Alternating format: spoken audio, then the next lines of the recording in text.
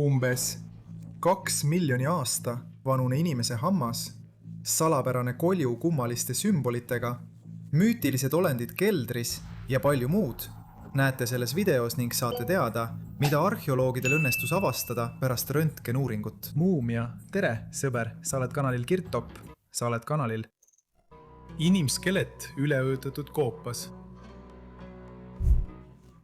Video alguses läheme Mehhiko-Kariibi mererannikule koopasüsteemi, mis ujutati üle jääaja lõpus.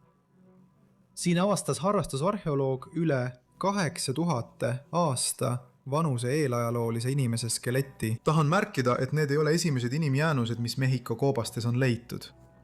Selles kohas plaanib valitsus ehitada kiirrongi läbi džungli ja meelitada turiste. Ja nagu sageli juhtub, toimuvad parimad arheoloogilised avastused tulevikupaikades. Sukelduvad arheoloogid väidavad, et skelett asus liiga kaugel koopa suu juurest. See tähendab, et iidne inimene ei saanud nii kaugele ujuda ilma kaasaegse varustuseta. Teiste uuringute kohaselt oli umbes samal ajal veetase märgatavalt madalam. See tähendab, et koopad ujutati üle pärast seda, kui inimesed olid siin juba elama asunud. Kellele skelett kuulub ja kui vana see täpselt on, tuleb alles välja selgitada. Küll aga teame täpselt, kust leiti üks maailma vanimaid inimhambaid. Inimhammas, mille vanus on 1,8 miljonit aastat. Ja nüüd läheme Gruusiasse, Lõuna-Kaukaasiasse. Just siin asub üks Euroopa varaseimaid eelajaloolisi asulaid. Ja just hiljuti ootas arheoloogia taas uskumatu üllatus. Nad leidsid ühe planeedi vanima inimesele kuuluva hamba. See kinnitab taas, et Gruusia oli üks esimesi paiku, kuhu meie esivanemad suundusid Euroopat vallutama. Tõenäoliselt pärines Euroopa inimliik just sellest piirkonnast. Hamba leidsid umbes 100 kilomeetri kaugusel Gruusia pealinnast Birissist Orosmani külas. Siit on varem leitud kivist tööriistu ja loomade jäänuseid, kuid Homo erectuse jäänuseid avastati siin esmakordselt. Selle koha lähedal leiti 1990. lõpus ja 2000. alguses inimkoljud, mis on 1,8 miljonit aastat vanad. See oli esimene selline leid väljaspool Aafrikat. See sundis teadlasi muutma arusaama inimliigi rändest. Nende leidude põhjal väidavad arheoloogid, et Gruusia oli üks esimesi paiku, kuhu iidne inimene Aafrikast rännates jõudis. Georgi Betsinashvili väljakaevamiste teadusliku juhi arvates kuulub see hammas Sesve Jamsia nõule. Nii nimetati kivistunud koljude omanikke, kes avastati varem Tmanissis. Kuid kõige vanemateks perekonna homo kivistunud jäänusteks peetakse siiani Etioopiast leitud lõualuu osa. See on umbes 2,8 miljonit aastat vana. Teadlased oletavad, et esimesed ränded algasid umbes 2 miljonit aastat tagasi. Kuigi Hiinast on leitud iidseid tööriistu, mis on 2,1 miljonit aastat vanad. See näitab, et meil on veel palju õppida iidse maailma kohta. Selleks ongi meie kanal, mis kindlasti aitab teid. Aga liigume edasi. Kuninglik hauakamber Peruus. Seekord läheme Lõuna-Ameerikasse, kus aardeotsijad üle kogu maailma on juba aastakümneid rüüstanud iidseid matmispaiku Peruus. Õnneks jätsid nad kahe silma vahele tohutu kuningliku hauakambriga, mis kuulus väheuuritud tsivilisatsioonile. Liivakihi all oli see hauakamber röövlite eest varjul olnud üle 1000 aasta. El Castillo de Uarmei paigas on professor Miloš Kerš oma elu jooksul näinud nii palju öövastavaid asju, mida pole kohanud kusagil mujal meie planeedil. Siit leiti iidsete putukate jäänuseid, kes toitusid inimlihast, ning madusid, kes olid keraamiliste anumate põhjas rõngasse keeratud. Ühe ekspeditsiooni ajal ründas arheoloogia hiiglaslike mesilaste parv. See meenutab filmi süžeed, kuid just nii näebki arheoloogide töö läbimatus džunglis välja.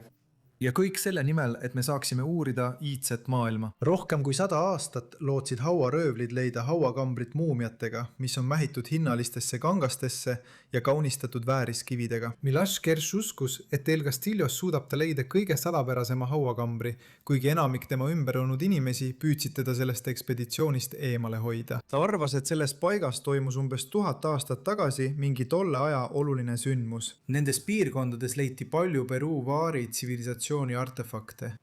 Tänu droonile õnnestus uurimisrühmal mäel näha müüride kontuure.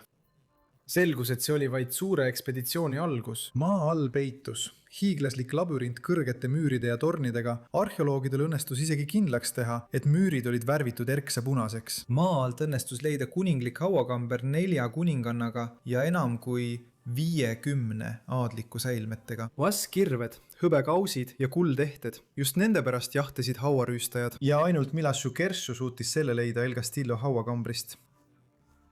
Vana ajal arvati, et inimese staatus on tähtis mitte ainult eluajal, vaid ka pärast surma. Seetõttu olid tähtsate isikute matmised nii rikkalikud. Sellest vähesest infost, mis meil Uari tsivilisatsiooni kohta teada on, teame, et naised olid osavad käsitöölised ja valmistasid selliseid kangaid, mis olid paremad kui 16. sajandi Flandria ja Hollandi kangrute omad. Mustalima mõistatus. Lõpuks õnnestus teadlastel lahendada musta lima mõistatus, mida sageli leitakse Egiptuse hauakambrite seest. 2018. aastal kaevasid arheoloogid Aleksandrias välja hiiglasliku musta sarkofaagi, mis oli täielikult täidetud selle õõvastava substantsiga. Alles mitu aastat hiljem suutsid teadlased mõista, millega on tegu. Tuletan meelde, et selles sarkofaagis ootasid teadlased ja ajaloolased näha Aleksander Suurt, kuid selle avamisel olid nad jahmunud. Selles leiti 3 skeletti, 2 meest ja 1 naine. Need skeletid olid kaetud musta substantsiga. Uurimisega liitusid ka vandenõuteoreetikud. Nad väitsid, et selle hauakambri avamisega saab inimkond needuse osaliseks ning need, kes selle avasid, vabastavad musta jõu, mis levib üle kogu planeedi. Õnneks teadlased ei ole argpüksid. Teadlased kogusid üle 100 limaproovi ka teistest Vana-Egiptuse matmispaikadest. Analüüs näitas, et lima koosneb taimeölist, puuvaigust, mesilasvahast, loomarasvast ja bituumenist. Vähemalt kõigest selles. Proovides olid need koostisosad, erinev oli vaid nende proportsioon. Huvitav on see, et kõik need koostisosad imporditi Egiptusesse ja segamisega tegelesid selleks määratud spetsialistid. Kõigepealt asetati muumia sarkofaagi ja seejärel määriti või valati see selle vedelikuga üle. Tõenäoliselt aitas must lima lisaks religioossele tähendusele ka surnu säilitamisel. Arvati, et nii on muumia kaitstud nii vaimselt kui ka füüsiliselt. 1000-aastane Mongoolia asula jätkub.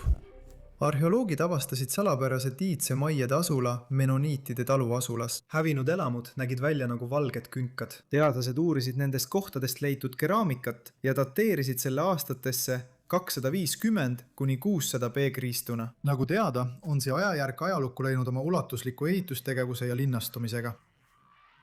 Tollal oli maiede kunst hästi arenenud. Hoonetel on krohvitud põrandad ja majapidamises kasutatud keedunõude kogu. Mõnest hoonest leidsid arheoloogid põllutööriistu, mis olid valmistatud tulekivist. Majaadel oli hästi arenenud põllumajandus ja metsi kasutati loomade kasvatamiseks nende loomulikus keskkonnas. Sellele viitab suur luude kogunemine selles piirkonnas. Üks ehitistest meenutas iidset templit, mis oli täielikult kaetud valge lubjakrohviga. Ja sealt leitud tulekiviesemeid kasutati tõenäoliselt tseremoniaalsete ohvriandidena. Kolju kummaliste sümbolitega. Sensatsioonilise leiu esitles avalikkusele Mehhiko teadlane Pablo Enrique Garcia Sanchez. Ta väitis, et maal elasid mitte ainult inimesed ning tõendina näitas ta üht koljut. Kuid see leid tekitab palju küsimusi. Umbes 4 aastat tagasi pöördusid Tasco linna lähedal tegutsenud kaevurid Pablo Garcia poole. Nad väitsid, et umbes 30-35 meetri sügavusel hakkasid nad leidma väga kummalisi esemeid. Artefaktide kollektsioon üllatas isegi uurijat. Pinnale tõid kaevurid erinevatest poolvääriskividest helmeid, nefriidist tera ja erinevaid amulette ning talismane, mis olid valmistatud luust. Need leiud hämmastasid arheoloogi ja ta pöördus valitsuse poole palvega korraldada kaevanduses väljakaevamised ning ajutiselt see sulgeda. Pärast loa saamist asus ta kohe väljakaevamistele. Tal õnnestus leida üle 100 majapidamiseseme, rituaalriista ja ehte, kuid ainulaadne oli selles kõiges hoopis midagi muud. Peaaegu igal esemel olid kirjad tundmatus keeles ja selle aasta alguses leidis arheoloogide rühm meie peategelase juhtimisel ebatavalise kujuga kolju. Teadlased viisid kohe läbi põhjaliku analüüsi. Dateerimine näitas, et see on üle 16 000 aasta vana. Koljul olid kirjad, mis sarnanesid varem leitud artefaktidega. DNA analüüs näitas 3 asemel 4 ahelat. Pablo Garcia peab seda koljut jumalikuks.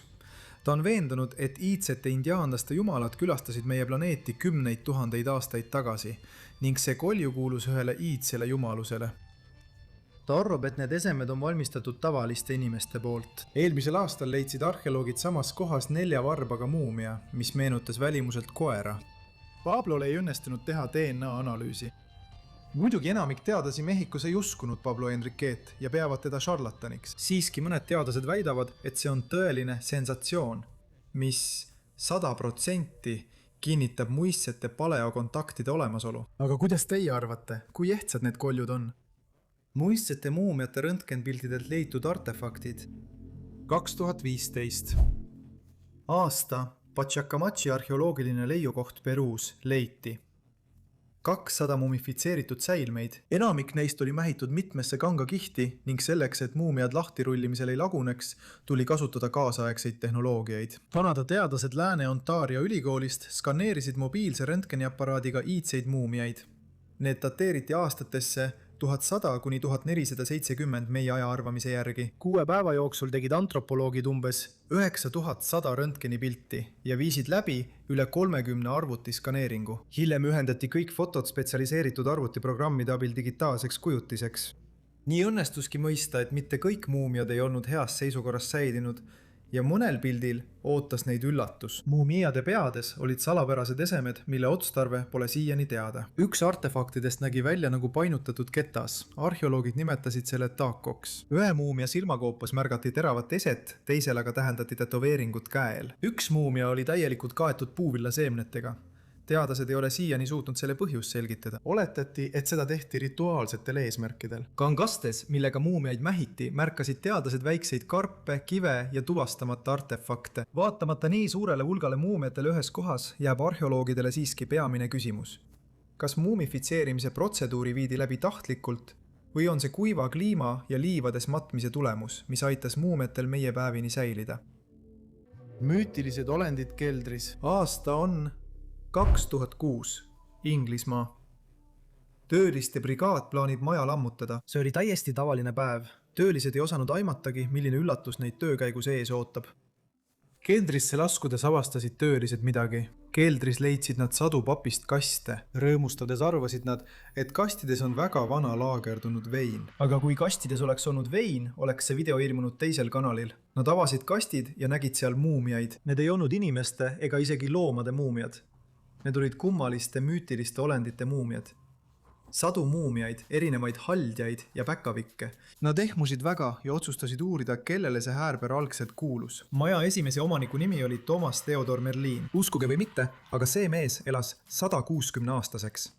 Ja ta nägi alati omaealistest noorem välja. Need, kes teda isiklikult tundsid, rääkisid, et 80-aastaselt nägi ta välja nagu 40-aastane. Selle mehe kohta liikus palju legende ja arvati, et ta leiutas igavese nooruse eliksiiri. Aga nagu ma varem ütlesin, elas ta ainult 160-aastaseks. See ainulaadne inimene sündis Inglismaa põhjaosas Hellingshire'i linnas 1782 aastal. 19. sajandil reisis Thomas Theodore Merlin mööda riiki ringi, näidates oma ainulaadset müütiliste olendite kollektsiooni. Seda nimetati Merlini krüptiidide kollektsiooniks. Kahjuks ei olnud tema tuur tol ajal edukas ja paljud pidasid teda petiseks. Isiklikult arvan, et tänapäeval oleks tal palju rohkem austajaid. On tunne, et tänapäeval usuvad inimesed palju suuremat jama. Oma läbikukkumistest ja saavutustest kirjutas Toomas päevikusse, mis leiti muumiate kõrvalt. Surma põhjus on siiani teadmata. Õnnetu jahimehe nool. Liustikuarheoloogia ei tundu enam millegi uue ja ainulaadsena. Globaalse liustike sulamisega lisandub arheoloogidele tööd. Lihtsalt nüüd tuleb soojemalt riietuda ja sõita väljakaevamistele üsna inimtühjadesse kohtadesse.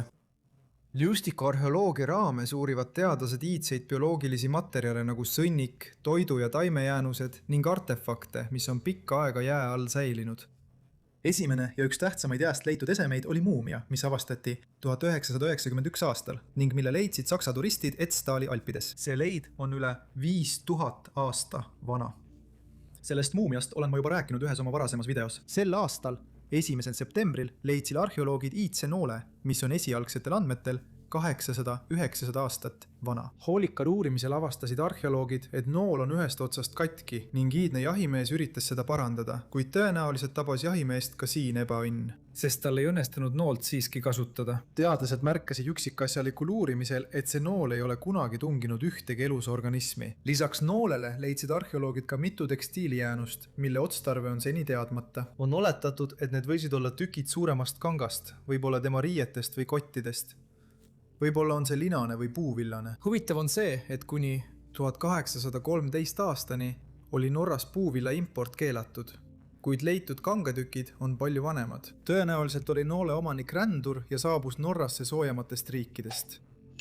Video hakkab lõppema, kuid te võite jätta kanali toetuseks toreda kommentaari. Ma loen kõiki kommentaare ja mõnele püüan isegi vastata. Aitäh, et vaatate. Kõike head!